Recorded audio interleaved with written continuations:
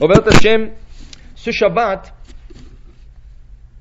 c'est un Shabbat exceptionnel. Pourquoi? On appelle ce Shabbat Shabbat Zachor. Ok? Alors, explication. Vous savez que, après la sortie d'Égypte, 3 jours, quand ils sont en train de marcher dans le désert, il y avait un petit incident. Il n'y a pas d'eau, le peuple a soif, et tout le monde commence à se plaindre. Il n'y a pas d'eau, tu nous as fait sortir ici pour mourir, il y a des femmes, il y a des enfants, tout le monde se plaint. À la fin, Hachem leur a montré comme un lac, et ce lac, l'eau était amère. Il y avait comme un arbre, que son tronc était amer aussi. Quand je vous dis à Moshe Rabbeinu, fais tomber le tronc cet arbre dans l'eau. Moshe lui dit comment? L'eau est amère et l'arbre est amer. Comment? Il dit, ne pose pas de questions. Fais tomber le tronc dans l'eau. Il a fait tomber l'arbre dans l'eau et Vaimteku Amaim, l'eau s'est adoucie. Il a donné à tout le monde à boire. De là, Chachamim, ils ont appris quelque chose. Ils étaient 3 jours en train de marcher dans le désert, sans Torah. Il n'y avait pas de Torah. C'est ça qui a causé qu'ils ont commencé à se disputer. Quand quelqu'un n'a pas de Torah, tout ce qu'il cherche, c'est la dispute. Quand quelqu'un qui a un peu de Torah, il est serein, il est bien, rien ne lui manque, il est bien. Mais quand quelqu'un n'a rien à faire, la première chose qu'il cherche, c'est à se disputer. Alors ils ont disputé. De là, Chachamim, ils ont instauré qu'on ne peut pas passer, le peuple d'Israël ne peut pas passer 3 jours sans Torah. Qui veut dire quoi? Pas étude. Parce qu'il y a des gens qui n'utilisent pas. Que dans le public de Am Israël, nous sommes obligés d'avoir une étude ou une lecture de Torah. Ce qui fait qu'on lit la Torah le lundi, le jeudi et le samedi. À part les fêtes. Lundi jusqu'à jeudi. Alors on a lundi on lit la Torah. Alors on a mardi sans Torah. Mercredi, 2 jours, mais le 3e jour, tout de suite, il y a lecture de Torah. Jeudi, on lit la Torah, on a vendredi sans lecture, mais tout de suite, Shabbat, lecture de Torah. Shabbat, on a lu la Torah, dimanche, on n'a pas lecture, mais lundi, tout de suite, on a. C'est ce qui fait qu'entre lectures, il n'y a pas 3 jours sans Torah. On est obligé d'avoir moins que 3 jours et tout de suite avoir une lecture en public. Dans la synagogue, dans le Bate Midrashot, la maison d'études. Ça, c'était une instauration de Moshe Rabbeinu, après qu'ils sont pleins 3 jours en marchant dans le désert, sans avoir Torah. Dans une période beaucoup plus tard, est venu Ezra à Sofer. Ezra, le scribe, c'est lui qui a fait monter le juif de Babylone. Il leur a dit, mais attends, on lit la Torah, mais combien de personnes montent à la Torah? Qu'est-ce qu'il faut lire à la Torah? Lui et son tribunal ont fixé le nombre de personnes qui vont monter chaque fois. Quel passage on va lire chaque fois, c'est ça? Alors ils ont fixé les paramètres si vous voulez. Et là ils ont dit, lundi, jeudi, 3 personnes qui montent à la Torah. Rosh Chodesh, 4 personnes qui montent à la Torah. Shabbat, 7 personnes qui montent à la Torah. Fête, 5 personnes qui montent à la Torah. Yom Kippour, 6 personnes qui montent à la Torah. Alors ils ont instauré déjà ça. Lundi, jeudi, on lit le premier passage de la paracha de Shabbat. Dans les fêtes, on va lire des passages de la paracha qui se relatent à la fête. Tout ça, ça a été instauré par Ezra à Sofer. Alors si on regarde, la lecture en public a été instaurée par Moshe Rabbeinu. C'est une instauration qu'on appelle instauration rabbinique. Le paramètre de la lecture, combien de personnes, quel passage, tout ça, ont été instaurés par Ezra à Sofer, son tribunal. Encore, instauration d'ordre rabbinique. Ça veut dire que toutes nos lectures, le samedi, les fêtes, le Rosh Chodesh et tout ce qu'on a comme lecture de Torah, tout est d'ordre rabbinique, sauf un seul passage, ce Shabbat. Ce Shabbat, le dernier morceau, il y a 2 séphers. Dans le premier, on va lire Parashat Tetzavé, qui est d'ordre rabbinique. Et le deuxième Sefer, on lit Parashat Kitetse, la fin, qui parle de Amalek, une nation qui est venue attaquer le peuple d'Israël juste à la sortie d'Égypte. La Torah nous recommande de lire Zachor et Asher asa lecha Amalek. Rappelle-toi, qu'est-ce qui t'a fait Amalek en sortant de l'Égypte? Si la Torah te dit rappelle-toi, ça veut dire que c'est une mitzvah de se rappeler et de le lire. Ça veut dire que ce Shabbat, la lecture du deuxième Sefer, est d'ordre toraïque. Alors, Ravadia Yosef dit la chose suivante. On voit que beaucoup de femmes vont s'obliger de faire des choses qui sont exemptées de faire. Beaucoup de femmes vont venir au Shana écouter le shofar. Or que la femme est exemptée de toute mitzvah qui se relate à un certain temps. Mais quand même, les femmes, comme si elles s'obligent de venir à la synagogue écouter le shofar. Beaucoup de femmes vont vouloir s'asseoir dans la soukha avec leur mari, leurs enfants. Or que la femme aurait pu très bien servir le repas de la fête à leur mari et le garçon à la soukha, et elle, s'asseoir chez elle plus confortablement et dans la chaleur, dans la maison. Elles sont exemptées. Mais les femmes quand même s'obligent de sortir avec leur mari dans la soukha. C'est pas seulement pour le respect de leur mari, c'est pour le respect de la mitzvah. Il y a tellement de mitzvot comme ça qu'on peut nommer que les femmes sont exemptées, sont obligées. Mais tous ces mitzvot, c'est d'ordre rabbinique. Ça veut dire la mitzvah de soukha, c'est d'ordre toraïque et tout. Mais l'obligation, il n'y a pas d'ordre de Torah. Tandis que la lecture de Parashat Zachor est d'ordre toraïque. De là, les femmes, normalement, devraient s'obliger, si vous voulez, d'aller écouter la Parashat de Zachor ce samedi à la synagogue. Si c'est impossible, c'est impossible. On va expliquer qu'est-ce qu'il faut faire.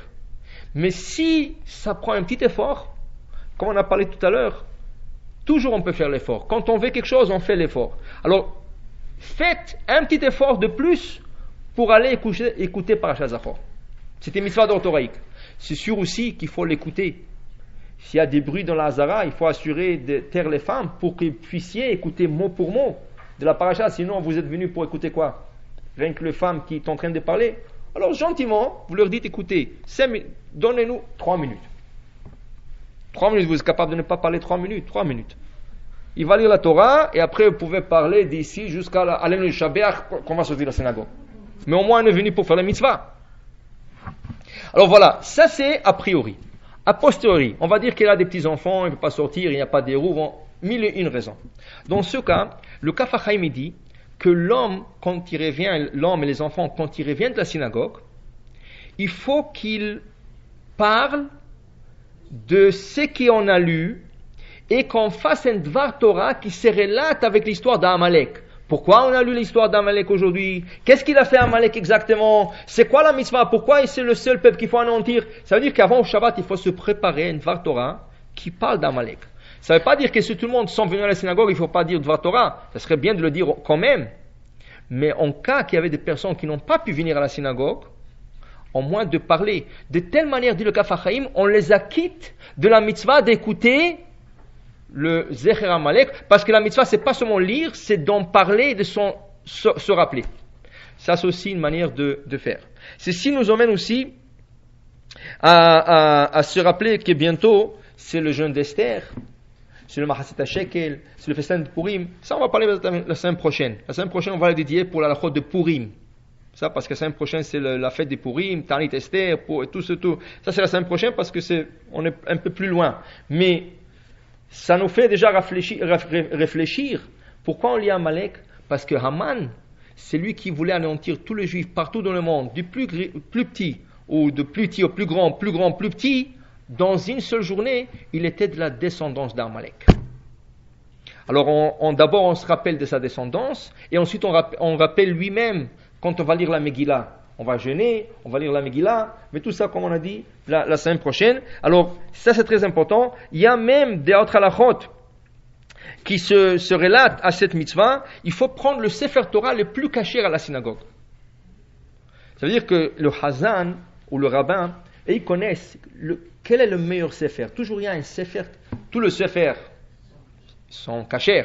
On ne parle pas de cachers. Mais vous savez, dans le cacher, il y a un peu plus. Pour ça, je dis tout le monde, il y a beaucoup de gens qui veulent écrire un Sefer Torah. Donc, quand ils perdent quelqu'un d'important, ils veulent écrire. C'est très bon.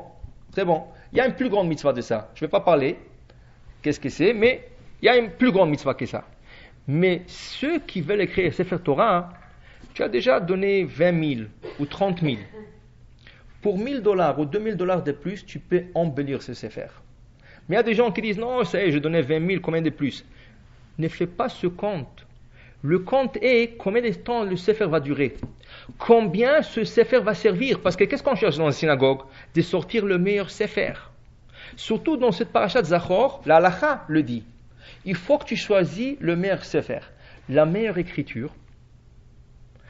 Le Sefer qui a été écrit par un sofer, un scribe qui est Reshamayim. Ça c'est à vous à savoir, c'est lui qui a écrit. c'est ça? Et la beauté du Sefer. L'extérieur, l'intérieur, il y a beaucoup de détails. Ça, vous, quand vous allez l'acheter, vous n'allez pas savoir peut-être. Pour vous, un Sefer Torah, c'est un Sefer Torah, mais il y a des détails très importants. La différence dans l'investissement, comme je vous dis, peut-être entre 1000 et 5000 dollars, si vous voulez vraiment, vraiment. Peut-être. Mais sur comment on dit en anglais, on the long run, sur le longtemps, l'investissement, ça vaut la peine. Parce que, on peut le voir. Tu as dans le Echal, tu as 10 farines. Mais le Chazan te dit toujours non, celui-là. L'autre qui a donné le Sefer, il s'énerve. Pourquoi? Moi, je donne un Sefer. Il ne comprend pas pourquoi il ne veut pas. Mais le Chazan dit non, c'est plus agréable. Quand je lis, c'est plus agréable, c'est plus clair, c'est plus beau. C'est ça? On voit qu'il est meilleur. C'est ça? Alors, c'est sûr, le gars qui l'a donné. Pour ne pas vexer, on essaie de faire un tour de rôle. Chaque samedi, un différent Sefer. Mais c'est sûr, c'est pas avec le samedi. C'est le lundi et jeudi. C'est durant les fêtes. C'est ça? Alors, le Chazan, c'est lui qui va lire. Il va avoir une certaine préférence vers un Sefer. Alors, si vous ne voulez pas donner un Sefer qui va rester là-bas, qu'est-ce que ça donne? On dit, Akol talui bamazal, afilu Sefer Torah shebaechal. Tout a son mazal. Les hommes, ils ont leur mazal. Les femmes, ils ont leur mazal. Même un Sefer Torah dans l'Echal, il a un mazal. Si quelqu'un a donné un super beau Sefer, le meilleur Sefer au monde, mais il a donné dans une communauté qui n'a pas de minyan toute la semaine, c'est rien que samedi. Le pauvre, le Sefer, il attend toute la semaine pour être lu. Mais ce n'est pas la fin de l'histoire. L'histoire est, si dans le Echal, il y a 10 farim, pas seulement que le 10, ils attendent toute la semaine, il faut qu'ils attendent 10 semaines avant qu'ils soient sortis. Alors vous voyez comment il est malheureux le Sefer. Son mazal, c'est de tomber dans... Mais deux autres Sefer tombent entre les mains d'un petit Beth Midrash, que là-bas, ils ont un seul ou deux Sefer. Point. Et là-bas, ils vont sortir le Sefer chaque lundi, chaque jeudi, chaque Shabbat. C'est ça? Ou ça peut être un grand Beth Midrash, mais il y a tellement de minyan le matin, l'après-midi, le soir. Alors il y a tellement de roulements de Sefer. Le Sefer va être heureux et chanceux. Il va sortir à chaque fois. Alors, dans le loi de Parashat Zachor, c'est écrit qu'il faut prendre le meilleur Sefer. Et en plus de ça, il faut écouter la Parasha dans son Nusach. Qui veut dire, si vous êtes séfarade, vous êtes obligé de l'écouter à la séfarade. Si vous êtes ashkénaze, vous êtes obligé de l'écouter à l'ashkénaze. Dans le reste de l'année, vous êtes séfarade, vous êtes parti dans un minyan ashkénaze. C'est pas la même prononciation, pas grave. Vous comprenez qu'est-ce qu'il dit, et vous écoutez mot pour mot. Mais Parashat Zachor, comme c'est de la Torah, nous sommes obligés. Alors en Israël, qu'est-ce qu'ils font? Regardez ce qu'ils font en Israël. En Israël, c'est tous des Israéliens, mais en Israël, tu as des Marocains, tu as des Irakiens, tu as des Témanis, des fois il y a quelques Ashkénazes. Vous savez qu'est-ce qu'ils font en Parashat Zachor? Quand le Chazan, il lit Parashat Zachor, lui, on va dire, il est marocain. Oui. Alors il y a le Irakien, il dit non. Moi, c'est pas ma prononciation, ça. Moi, j'ai une prononciation différente des Marocains et j'ai un air de lecture différent des Marocains. Lui, il monte, il lit sa lecture. Ce n'est pas un long passage. Comme je dis, c'est 3 minutes peut-être. Le Yaminite, il te dit, mais non, mais nous, on a une différente complètement. Ni Marocain, ni Irakien, nous, on est différents. Lui, il monte aussi, il lit son passage. Et l'Ashkenaz aussi, il est privilégié de cette fois de monter. Pourquoi? Vous êtes obligé de l'écouter à votre air et à votre coutume, selon votre coutume. Toute l'année, comme c'est d'ordre rabbinique, vous pouvez l'écouter de n'importe quel air, mais Parashat Zachor, vous êtes obligé d'aller dans la synagogue, si vous êtes séfarade, dans la synagogue séfarade, et même si vous êtes séfarade, dans votre air à vous, s'il n'est pas différent de l'autre air. Et sinon, vous préparez votre propre. S'il n'y a pas quelqu'un qui sait lire à votre air, je ne sais pas qui soit, vous lisez votre propre passage. Alors pour vous dire que tellement cette paracha est importante, essayez de faire un petit effort pour aller l'écouter, et sinon, vous en parlez chez vous à table le Shabbat. Il y a des questions? Comment?